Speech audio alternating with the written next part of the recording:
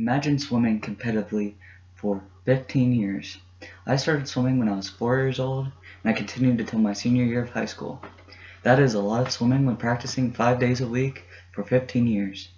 And also, plus when you add on to swimming on the weekends for the swim meets.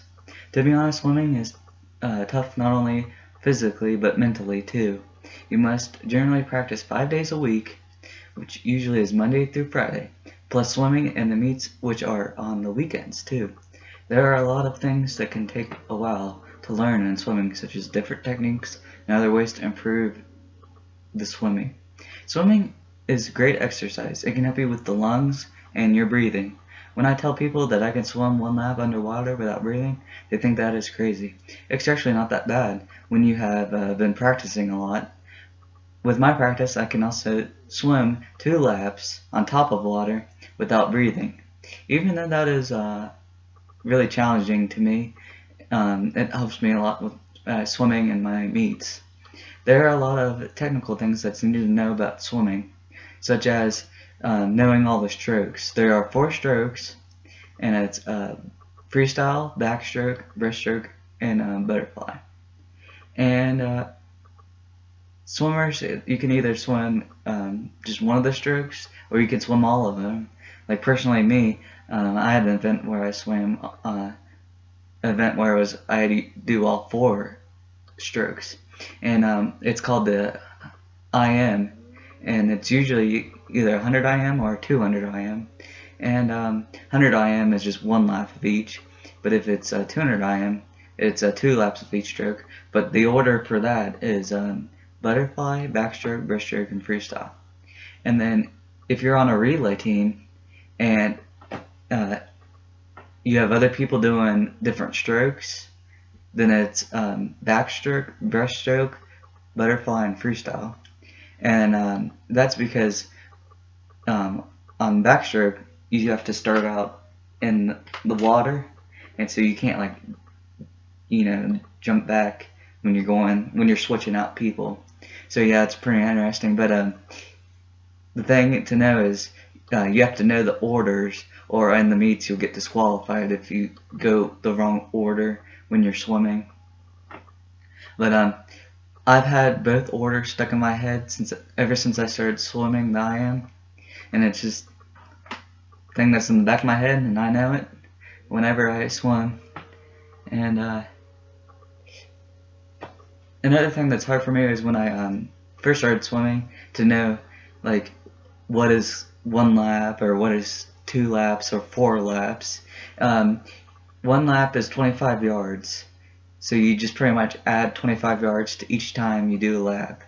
So most common are 25 yards is 1 lap.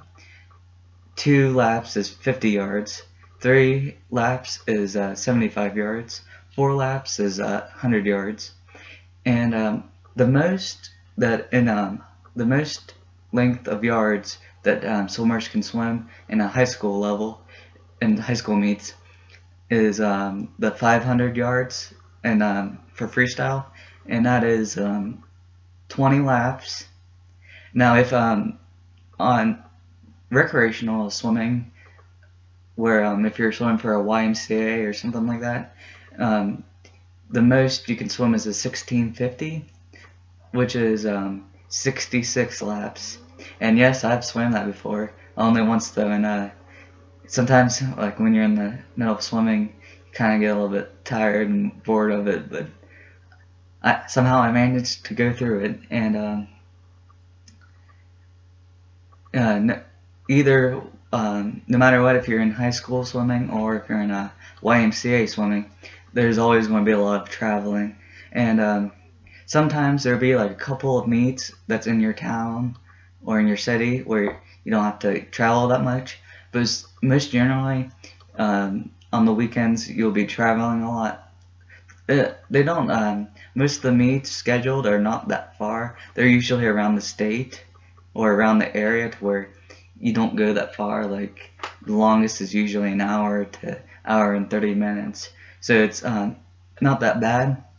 The differences of traveling between high school and swim meets and recreational swim meets is that when you're traveling in a high school team, we personally on my team for high school, we would used to go on a school bus together and travel.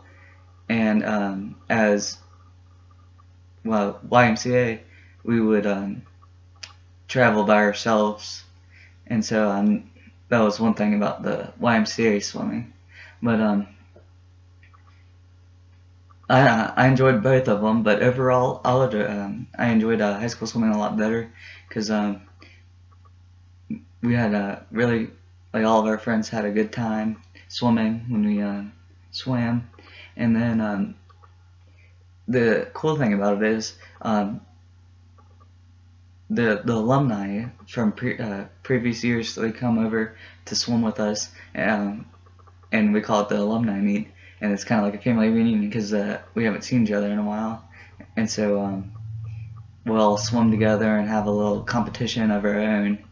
And it's just a fun thing that we do on the high school level. And even though I'm out of high school, I still go swim with the high schoolers.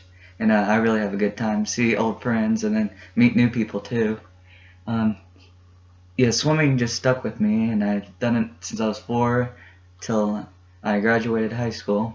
And yeah, it's I think it's good for your health and gives you really good exercise, and you just get opportunity to meet new people. And yeah, swimming's really fun.